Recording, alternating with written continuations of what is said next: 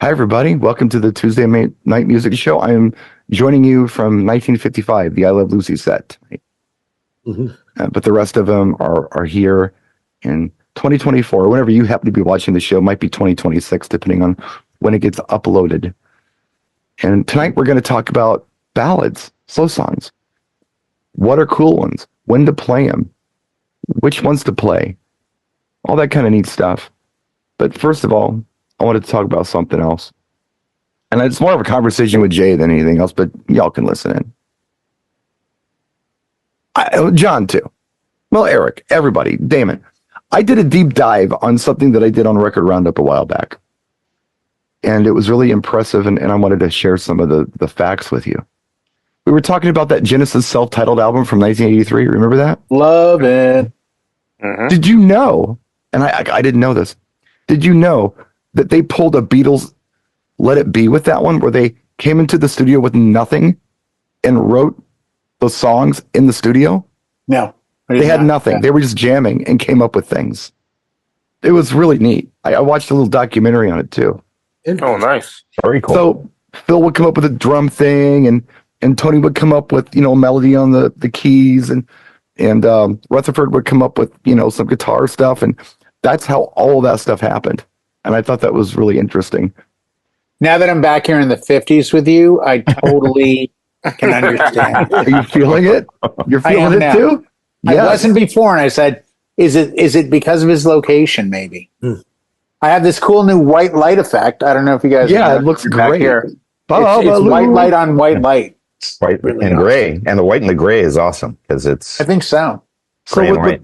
with all of think that, so. I gave the song Illegal Alien another listen. No, It's a great song. Who wrote the lyrics to that song? I mean, obviously, we're going to guess Phil Collins, but for some reason, I want to say Peter Gabriel. It was Mike Rutherford. Was it? Yeah, Okay. he wrote the My lyrics. next guess. That was my next guess. Yeah. But, I'm listening to the song, and you know who owns that track? Frickin' Tony Banks, the keyboard player. Well, and that's why he's always had that half smile, but he never speaks because he's the richest guy in the band because he's figured out publishing. Well, that is something else that was going on with that album that I felt was interesting. That was the first album since Lamb Lies Down on Broadway where all songs were credited written by Genesis. Oh, so they split it. They Okay. split everything. That's fair. Yeah. But if you listen to Illegal Alien, that's a Yep. complex track. Oh, it's really There's complex. a baby piano under all of the simple stuff that's brilliant. And it kind of sounds like the old prog rock stuff. It's really Totally. good. Totally. That's all relatively simple melody, and that's probably the most popular song on the album. And Mama, Mama is Mama. Something Epic. interesting about Mama that you may or may not know. You know that bit where he laughs in there? Yes. You know what that's from? Clockwork Orange. The No. engineer brought in a copy of Grandmaster Flash's The Message, where he's like, "Don't push me, because I'm close." That- Like a jungle sometimes. Phil was mimicking that. Huh. That's where he got the those idea for the setbacks, laugh. snowbound, bad news, psycho, heart attack, breakdown. Don't make me go to old school. That part didn't happen on the Genesis album. But anyway, I thought it was interesting, and I thought I'd share it. Was almost going to redo it for Record Roundup, but I thought Tuesday Night Music Show would be a fun place to talk about that. I think Absolutely. our audience is educated enough and intelligent enough to understand my reference here. So Tony Banks, the keyboardist for Genesis, is the John Deacon of the band. John Deacon, of course, the bass player from Queen, who solely owns the publishing on it, just a couple tracks that I know of, Another one bites the dust. and Best Friend. So, he's probably still okay in his retirement. Absolutely. If you have He two dogs, figured out, you know what, I'm worth as much as everyone else in the band. I think I can quit. I mean, Tony Banks is the name I can never remember from Genesis. It's always okay. Mike Rutherford, Peter Gabriel, and the other guy. But Because Mike Rutherford did Mike and the Mechanics, right. obviously Phil Collins, but Yeah, Tony Banks just sat there smiling. But man, that guy's all over that album. Like, he's the melody of that album. Well, did you, It's so cool. your next deep dive should be, where is he on the earlier product? Oh, he's there too. You can tell, especially if you listen to Illegal Alien. the chord progressions he's using on Right. that. I'll Yeah. share it after the show if you're interested. There's a behind the scenes video I found where he's working it out. It's really cool. So I'll share it after the show. And when it does, I mean, I would ask and implore all of you hearing this and seeing if you do show If you're interested. to listen to that song because it does have this insane keyboard. Da-na-na-na, da-na-na-na, It's the and stuff it under only that. jumps under. But that's You the gotta thing. go That's under what it. you hear. Then underneath, it's got just the chordal thing. So Yeah, and it's There's- very very prog rock. You can tell that he was the guy all along. He was the guy. You know, did he do Home by the Sea? Yeah. I bet he did. The second revision, there's the instrumental and then Home by the Sea too. standard. Yeah. Home by the Sea 2, that's the one that gets very prog rock. Like, Yeah. Well, it's like 7 minutes long. It's like down, it goes from piano to Hammond to B3 to this to that. It's all over the map. So if you're a music geek, Yeah. give that album another listen. It's interesting for me, it was interesting to know that. So before, every time they'd done an album, they were paying per hour for studio time. This time it was like one of their home studios. So they didn't have to worry about that. They just walked in, pulled the Beatles and just say, hey, we've got no material, but let's jam and write something. Yeah. So they were in there for like 3 weeks and came up with the album. Yeah. Talented group of individuals. That would explain all the layering too, because you've got time to get snippets and then you sample it all together, and everything's got depth. When they really started getting into multi-tracking things. It's a much more relaxed way to make an album. They said they didn't feel pressured or rushed or anything. And yeah, it's very cool to watch, because there's a behind the scenes video that I think Phil Collins shot that you can watch where they're playing. You've inspired me to look up, is there a behind the scenes video for Take Me Home, which is the first time that Peter Gabriel again joins the band Genesis for a track. Is the song called Take Me Home.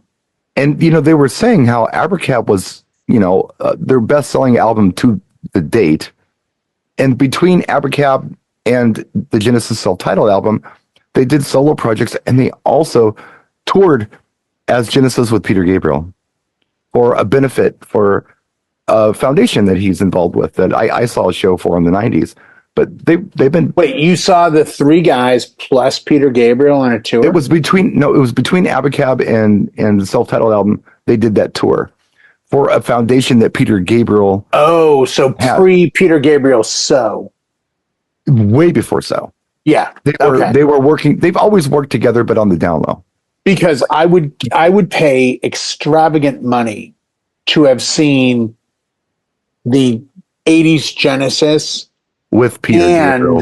Peter Gabriel, like, that'd be neat. That as co-headlining and then performing together would have I would have spent hundreds on that ticket. No, I saw Peter Gabriel, and I'd forgotten I'd seen Peter Gabriel until I found the ticket stub, and then I started remembering he was, for some reason, Sinead O'Connor was on stage with him the whole time too. And so that was a really interesting. Really? Yeah, did she do the Kate Bush parts? This is pre-So. No, this is in the 90s. Oh, so this is after So. So I wonder, did she fill in those female vocals? Yeah, the Don't Give Up vocals, and probably did. She was like dancing around, beating a tambourine most of the time, and then she would hop on the mic once in a while. I vaguely remember it, but tremendous. I would pay so much. This is one of the downsides of today, is where we see the farewell and peace out with Aerosmith, and a lot of bands have now decided this is it. Mm-hmm. Like, we're going to give you one last try, but we're going to charge you an exorbitant amount of money. And now the young audience is like, oh, we never got to see the Black Crowes. I'll spend $600 to go see them. It's like, dude, I saw their first tour for $9. Well, I was having this conversation with my mother. Like, let me in the door a little cheaper, bro. I've been around. When my brother was here last year, he was very angry at his wife because she called him up and said, hey, surprise, I bought Aerosmith tickets. They were only $800 a piece. He's like, woman, I'm building a car right now. What are you doing? So by the time the tour came to their city, I guess, I don't know, what's his name, stubbed Steven Tyler stubbed his toe or something, so they canceled. So they get the money. Well, he he had had a some vocal vocal issue. issues. Yeah, Whatever he it had was. to step away. But anyway, my mom's like, I can't believe they're paying like $800 a ticket for this. I said, I can't either. If I'm going to see Aerosmith, I want to see Aerosmith in their prime. I don't want to see Aerosmith ready to fall over dead. And I don't want to pay an astronomical extortionate amount for it either. I want to see these artists in their prime. I saw them like permanent vacation days. I think the tickets were like $39.50 plus handling. And but would you rather have seen Elvis like in the 50s and 60s, or would you rather seen him in the mid 70s? And if you knew that was Elvis's last show, you'd probably pay an extortionate amount to see it. But the guy could barely remember his lines. So, but there's music and nostalgia have always held hands very tight. Yeah. From a practical point of view, though, why would you pay more money to see less show? That's what I'm saying. Yeah, end of life shows that their final pass tour. Yeah, Bon Jovi don't have the chops anymore. We talked about that. Well, unfortunately, I think it's just for people. Lionel Richie sounds like hell. I mean, just come on, guys. And by the way, John, memory serves, I think I was 19, maybe $20 in to the Providence Civic Center on the Rockin' a Hard Place tour for Aerosmith. Back then it was reasonable, but back then we also went to shows quite frequently. We bought the vinyl, the tickets were cheap, the t-shirts. We got the t-shirt. We got a couple beers. I went to the Dade County Coliseum in Madison in 1984. And I saw Autograph when Turn Up the Radio just came out, with Rat when Out of the Cellar just came out. I saw them headline at the Channel that same year. I paid $12.99 for that ticket. I got in free, luckily, because I worked at the Coop, but it was, there was like 300 people maybe. And general admission. I had to sit. Oh, yeah, it was GA. I had to sit. Yeah. Well, John knows the Channel. Yep. It was just a bar club. And I had to sit through the whole show. And the only benefit of that show was that I spent a good 15 minutes talking to Cassandra, who at the time was the ticket booth girl and was also Joe Perry's ex-wife. And I was the only one talking to her and trying to figure out a way to get her to tell me Joe Perry stuff, which she wanted nothing at all to do with me about that, because she was doing tickets at a club as his ex-wife. So apparently I didn't understand at 21. This is probably a sign she didn't get that Aerosmith money. Yeah. Her ship didn't come in. No, it did not. And I didn't get that. Sailed right past the dock. And she died, sadly, about 10 or 11 years later, I think, from different reasons. But yeah, it was... And I feel bad. It's like, I've got, and if I haven't told you, I'll make the announcement here. I now have 2 children living in my house. My gone to Hawaii son has moved home. He's back in the home. So I've got the 2 of them, but their sense of going to a show is just, they don't get it. They don't see the thought of going to see a concert. Yeah. My youngest, Colin, will say, oh, there's a festival. And I saw an article today that said people sub 25 go to festivals. They don't go to concerts. They don't go to shows. They'll go to festivals. They'll go to a 1 or 2 day show that's got 20 artists. But they're not into that, let's go to this club. So I have to think... Unless it's Taylor Swift. Yes, Taylor is a standout. But in the next 10 or 15 years, how different is the musical scene going to look when bands realize what we're wasting money on the road because our audience has gotten so old that they don't want to leave the house anymore. Sure. They can just simply go on YouTube and watch whatever. And it's kind of sad. I mean, I like to go to those things and meet girls, Well, I mean, it's June. Like Duran concerts were awesome. Yeah. 1985, dude. Took my sisters. They were awesome. I wore red Girbaud pants and a iced out for that one. Japanese rising sun gray sweatshirt where I cut the sleeves off to look like I had a muscle, which I did not have. I probably had a bandana as well. Picture Karate Kid meets Jakey Lee Avazzi meets anybody that was an extra that got shot on Miami Vice. That was kind of the look I was securing. I think it would be prudent at this point, since we got about a half hour left, to go ahead and talk about our topic, which is ballads. Oh yeah, you guys okay with that? Yeah, I'm down. Let's go for it. So, John, if you got this far into it, tell people to jump to the half hour mark if they really want to see what the show topic's about. John would be the guy that you don't see on the show anymore. Yeah, not the other Jones. Yeah, John's a big dude. He's like Charlie from Charlie's Angels. Yeah, exactly. We hear him on a speaker every week on a desk, a little beige speaker. We hit a button. He lets us know what to do. He says, "Good morning, idiots," and we're like, "Hey, John. Hey, John, what's up?" I would like to yield to Eric on this because he's the one who really wanted to do the show tonight. So tell us, Eric, what were you hoping to get out of the show? Here we go. Talking about ballads. Oh, come on, Jay. Give me. Here we go. No, I'm saying here we go. Excited. Did you hear the excitement in my voice? Excited. Yeah, ballads are exciting. No, they are. Dude, I got 100 I can throw down. Come on. So don't I. No, I can't imagine. Here we go. Tom Waits stuff. Go ahead. Like when you're at, and this is not just specific to weddings, at a private event, birthday parties, whatever. If you're going to throw down a ballot, right? And of course, it's going to be different for every event, I'm sure. A choice in a ballot, right? I mean, so I will just start it off by saying I'm at a wedding. I've got a mixed age group in front of me. And the dance floor is kind of dying down. And that's my cue. Slow it down. Put on a ballad. Because that's right. Mm-hmm.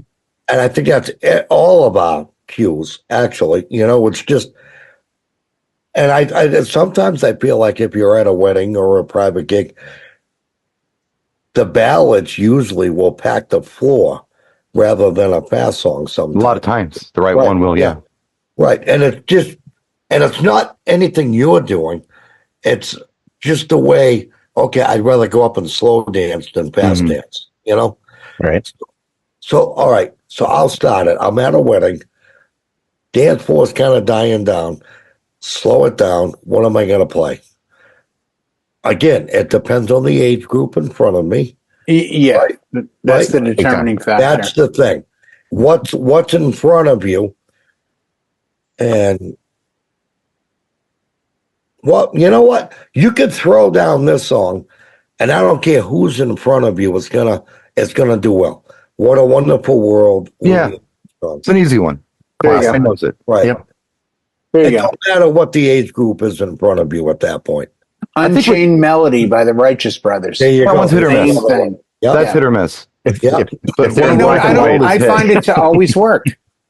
For a certain audience, it does. What we were talking about last night that I think Eric really was like, hey, that's really good. Yeah. I'd mentioned that, you know, when you're playing songs like What a Wonderful World or Can't Help Falling in Love with You, they're relatively short. Yeah. Put those songs on. Like, let's say you're doing a fast set and you notice, okay, it's kind of dying down a little bit. You put those songs on, the classic short ballads, slow songs. Yeah.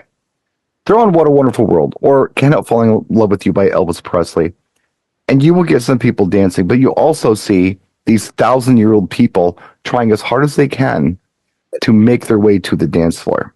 Right. By the time they get there, there's 20 seconds left to this. That 2.5-minute song is already burned through. Right. So what you're saying is you need a pocket song.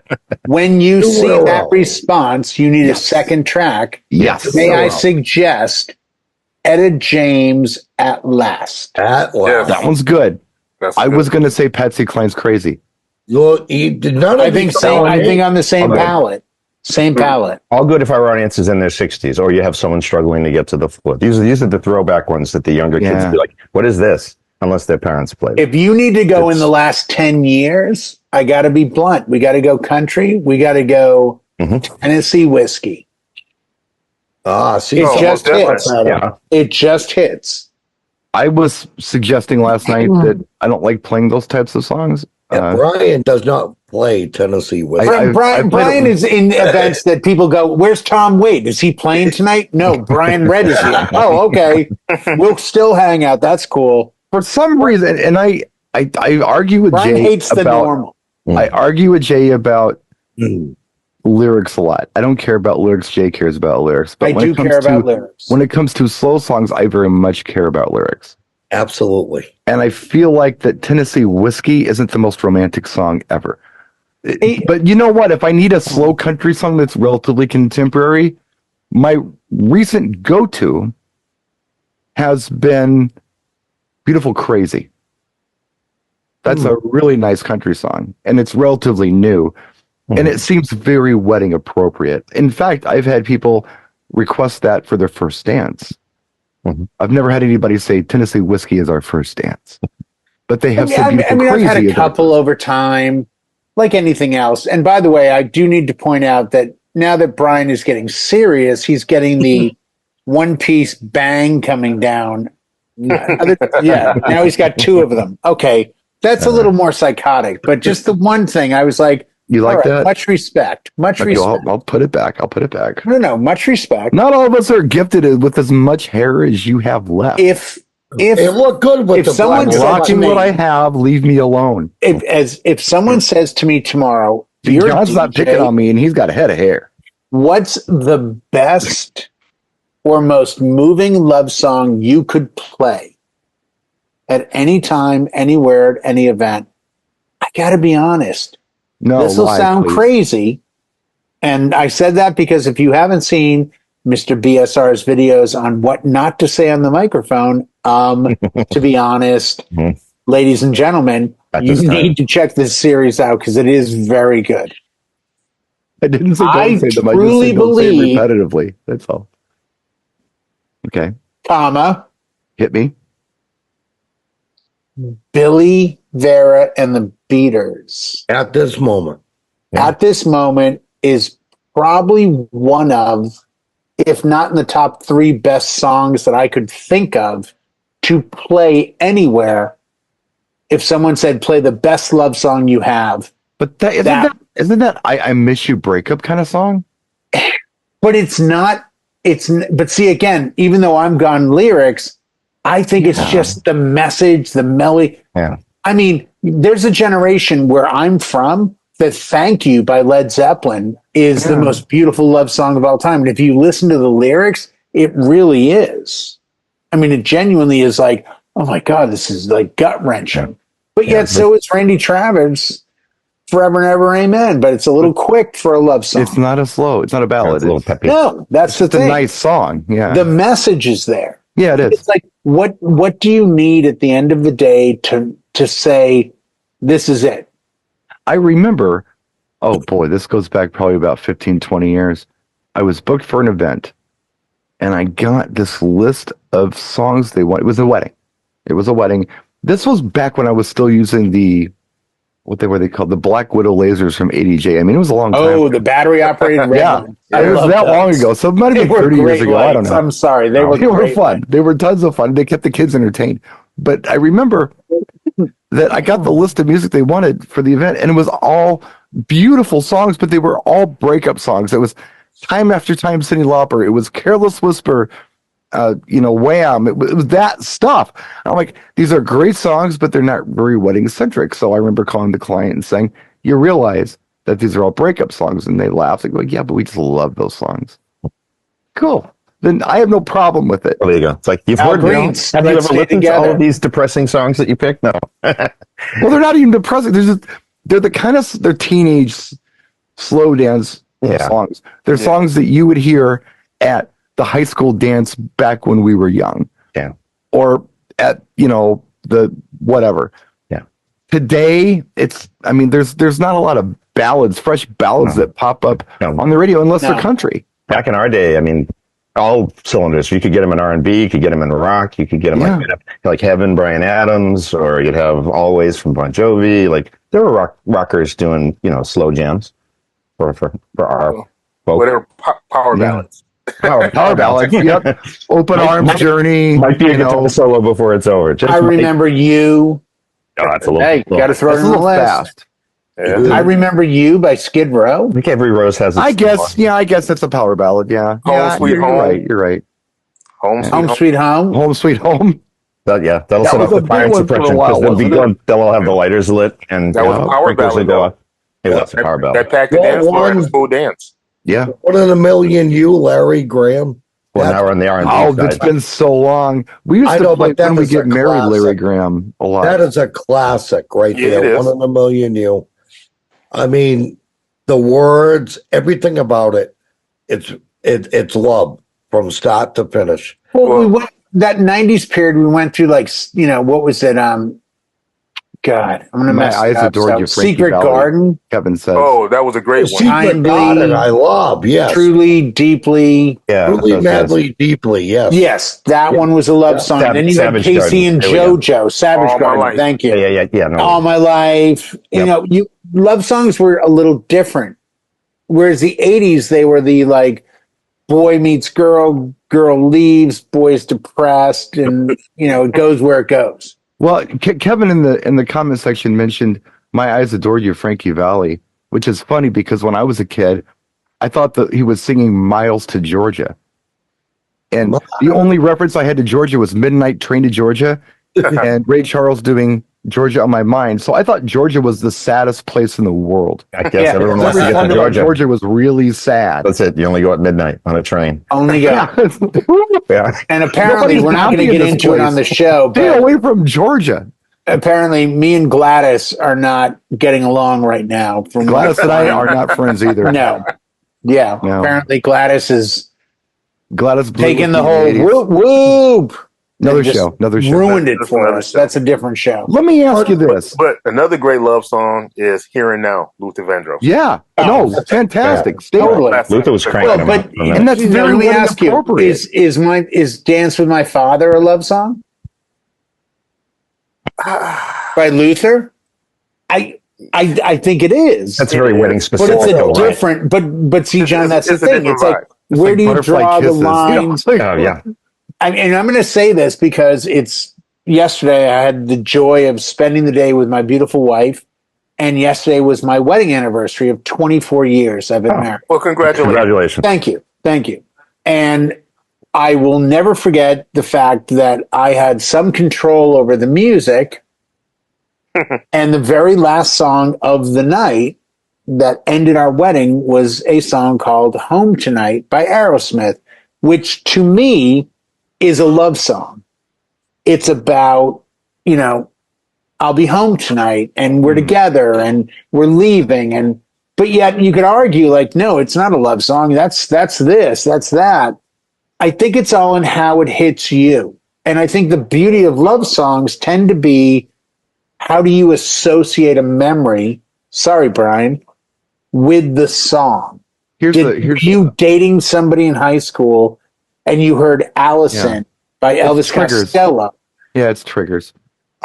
Don't you think that's always the case, though, Brian? Of course it is. I was going to ask you too if you had ever heard the song by Barry Manilow, called Yes, I have. "You Are My Child." Yes, I have. Yes, I Okay, have. yeah, that's one that is really nice to do, like for a mother son dance. And very you know what? appropriate. I will see you with Mother Child, and I will raise you one with Mr. Elton John, Blessed. Yeah. For a mother That's a great son one. dance. That's very nice. I have Use a that. question. Yes. I'm going to go around the room on this. So everybody gets a chance. Okay. Does anybody have like a guilty pleasure ballad they like to play? Because I got a couple. Like I play them for specific reasons, but I have fun with it. I'm actually enjoying playing these songs. Does anybody have anything like that? Oh, I have one. Yeah. And it's Swaying to the Music, Johnny Rivers. Oh, nice. I love it. And it's because it reminds me of an ex-girl, years ago. And we were slow dancing in the house. That came on the radio. I don't think I own that song. It's such a great song. I've got Secret Agent Man, but I don't think I have Slow Dance. Well, That's a you nice got- song. I'll send it to you if you need Okay. it. Slow dancing, swaying to the music. Slow Well, what dancing. else in the whole wide world? Yeah. Is that the Yeah. song? Yes, right. Yeah, I That's know that the song. it. That's Yeah, a good great song. song. That is a That great is song. a perfect ballad. You know it, Brian. Right. Oh, yeah, I know it. Of course. And I I've tried it at events, and people look at me like, what is this? Nothing. That's the age problem. They're not old enough to remember. It's not anybody's lexicon, but it's a really good song. It's a great. The words are fantastic. It was on the radio a lot out here when it was in its prime, and then I was right around 80, like late 70s. 70s. Yeah, tail end. 70s. Late I 70s. think 78. Right Very around. contemporary for Johnny Rivers. Most of his stuff felt like 60s, early 70s. Early. Yeah, exactly. I think this was about 78. Memphis, Tennessee, help me kind But slow dancing, Get in touch with way me. into the music. If I know it's not any of my K-Tells from 77. I was going to say, it's a great song. It's not on any compilations. He wasn't about to sell that out for cheap. No. I You have got smart with that one. I have two guilty pleasures I'd like to share with you. Yes. One, and I love playing it because I love seeing people's reaction when I do, is Marvin Gaye, Let's Get It On. Yeah. Yes. I think it's fun because some people will laugh and it's fun. And the other one I've shared this several times and I've told the story several times, but Can we guess? Pussy Control Gotta be Prince. Prince. No? no. Engelbert Humperdinck After the Lovin'. Because when you put that song on, if there's a couple there and they're like maybe 70s, they get freaky. Oh. I will say to the bride and groom, we'll talk, it's been great. Hey, I think I can make your grandparents get freaky on the dance floor. It's like, oh, no, you can't. I'm like, oh, yes, I can. Yeah. No, like, I bet you. What do you want to bet? Watch this. And like, what are you going to do? Like, watch. It's like, oh my God, what's he going to do? I mean, I'm literally talking to him in the booth. I've done this several times. And I press play on this track, like, wait for it. Like, that's not going to happen. All of a sudden, the grandparents come out there and they're waltzing, but they're really close. And like, oh my God. Oh my God, that's disturbing. I'm like, yeah, it's great, isn't it? But if you had to follow it up, Brian, what would you follow that song with? Because I have one in my head. I think you might too. What, After the Lovin'? Share it with us. What would you follow it with? I think I would go to Canada. I think I would tap Miss Anne Murray. Oh, can I have this dance? Yeah. Mm-hmm. That's a really good choice. Typically, when I do something like After the Loving, I don't follow it up with anything because that's kind of. No, I'm saying if you had to, though. Yeah, if you had to, I think that would be a really good choice. Something waltz. Yeah. Yeah, but at the end of After the Lovin', I would usually just light up a cigarette. Right. Yeah. Yeah. It's a nice one. It's like a 4.5 minutes. It's appropriate. They get time to get to the dance floor on that one. You get time. I would have a little gabagoo and just sit there and live within the set. It's appropriate after the Lovin', you know. Damon, do you have a guilty pleasure ballad that you like to play? Yeah, actually I did this one at a good friend of mine's wedding. Okay. And it's two songs, but they flow together. Okay. It's a Luther Vandross song, If Only for One Night, and Creeping. Because when he met he met his wife, he was actually creeping with another girl, and he met her. For those of you who don't understand what Damon just said, if we need to have translations, subtitles, stepping out for the not or cheating or exploring other options while you he was with somebody else and creeping. Yeah, creep. No scrubs were hurt during this. Yeah, so that's like one of my guilty pleasure ones, you know. Nice. You listen to the words to that song, you be like, oh, he only wants to be with her for one night. Thank you. Yeah. But then, wait, he was creeping with her also? So that's one of my favorite guilty pleasure songs that I play at some weddings sometimes, just to get reactions and see. Yeah, that's and it actually packs the dance floor still. I mean, people dance to it. It's like, okay. What do you got, John? I'd sneak in, because there's ones that are just the staples, the ones you always play. But you play something that kind of has a groove and they can't identify and people want to dance to it. I used to like using International Lover from Prince. Oh, wow. Wow. Let me take you round the world. It's just kind of a nice beat and people get out and it's long. You could run the full length, but there's a break spot. You can get out of it if it's not hitting. Like talking about using your so cool. Using your seat cushion as the flotation device. Yeah, you can get out before that. Because after the last quarter of that song gets pretty raw. Yeah. So you need to get out of it at some point. You want to get out of it. Yeah. You followed it up with Scandalous. Yeah. So, no, I do like the time too. Like Gigolos Get Lonely too, or like chili sauce if you want to have fun. Beautiful. Chili sauce. Gigolos. That's what we were doing back in the day. That's the vinyl days, Yeah, that's a great song, though. I mean, lyrically, it's ridiculous, but it's a really nice song. And Gigolos, whoo, another great. To the boom. Go ahead, Jay. What do you got for guilty pleasure? Beat. You know what? I've never played this at an event. Okay, but you'd like to. I would love to. And it is a song just hits every time I've ever heard it. And this will shock everyone, but it would be Mr. Josh Groban, You Lift Me Up. Oh, I've done that one. You have. Yes. That's a great song. That was a great song. Yes. I've done that one. Just. It's a big song. And It's a huge song. I think that one's really appropriate when you have the kind of people who are also asking for things like music from the movie Grease. You know, like theatrical. Yeah. people. Yeah. Not I religious, but yeah, I like to. Not religious, not at all, Like but just Hallelujah, Theatrical. Like, because it's a big song. No, 100%. 100%. But it's just that track that I'm like, man, when I hear it, it's like I don't want any other sounds around me. I just want to focus and just it's so beautiful. So beautiful. Yeah, it's a It big really song. is. It's Big song. huge. Well, I think you were here that night, Brian. And the other one that I play on very rare occasions is a track by a band called Raccoon. Yeah, you were talking about that. And it's just What's the title again for the watching at home? God, I love you, I believe is the title. Yes. Yeah. Yeah. And which also leads into another one that is one of the best love songs nobody knows is Climax Blues. Climax. I love you, Climax. Yeah. Yeah. I tell you, every time I ever play that one, That's a there's great song. always a like, oh my God, what is this? You know, there's another guilty pleasure that I actually got from Jay. Jay turned me onto this, and I've done it several times, and I really enjoy doing it. Toward the end of the night, you play whatever slow song you want, and follow it up with breaking into the, I guess, break or B section of Daft Punk's One More Time. Yes. Yeah. Yes. Go on to speed. Yes. I stole that from Jay because he Yeah. did it. And people will slow dance to it, and then it builds, and then pop. It You got to builds, dance and on they it. start then. and you got to get on the mic and be like, everybody jump, and they go nuts. That's tons of fun. That is like back in the old days. Maybe you do the same thing with Diana Ross's Love Hangover. 'Cause Well, it starts out slow. if you And want then a good it goes one, fast. Love Collide or Collide. God, what was the name of the artist? I can't for the life of me remember who it was. Was it Love Collide? No, it was. I think it just Collide, like James something, maybe. No, when you and I collide, yeah, James, you're right. It's James Yeah. You and I collide. Yeah, I remember that. Not James one. Bond. James Bay. Bay. That sounds right. James James Bay. If you want to have fun, play James Bay Collide, and about 3/4 of the way, because I think it's 89 or 90 BPM. Start mixing 50 Cent in the club, and they actually mix into each other really well. And it's a great transition from like after cake cutting.